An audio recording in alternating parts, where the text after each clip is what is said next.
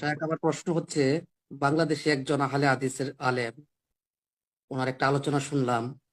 উনি বলতেছেন, আমরা সালাতে যা পাঠ করি কিংবা কিরাত কিংবা সানা কিংবা সূরা ফাতিহা, এইগুলোর যদি অর্থ কিংবা তাসবিহ তাহলিল এগুলোর অর্থ যদি আমরা না বুঝি, না বুঝে বলে যদি করি, সেক্ষেত্রে আমরা 80 বছরও যদি সালাত আদায় করে থাকি, আমাদের সালাত হয় নাই হয় নাই হয় নাই সেইভাবে বলতেছে।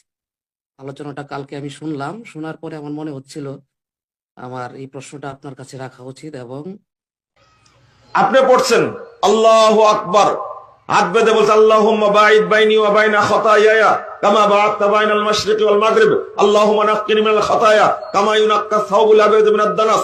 এই যে পড়লেন বাঈদ বাইনি, 80 বছর যাবত পড়ছেন, অর্থ জানেন না, কবুল হয়নি, কবুল হয়নি, এক নেকি কবুল হয়নি। যদি হয়, কিয়ামতের মাঠে আপনার সাথে চ্যালেঞ্জ, আমার চ্যালেঞ্জ। আপনি পড়ছেন আলহামদুলিল্লাহি রাব্বিল আলামিন আর রহমানির রহিম মালিকি ইয়াউমিদ্দিন ইয়্যাকা না'বুদু ওয়া ইয়্যাকা নাস্তাঈন ইহদিনাস সিরাতাল মুস্তাকিম। অর্থ জানেন না, পড়ছেন শুধু 80 বছর যাবত, এক নেকিও হয়নি 80 বছরে। এটা চ্যালেঞ্জ। কতটুকু সত্য এটা জানতে চাচ্ছি। আল্লাহ হেদায়েত দান করুন। জানি না কে বলেছেন, কিন্তু এটা কোন আলেমের কথাই হতে পারে না, কোন আলেমের কথা এটা হতেই পারে না। আল্লাহ হেদায়েত দান করুন।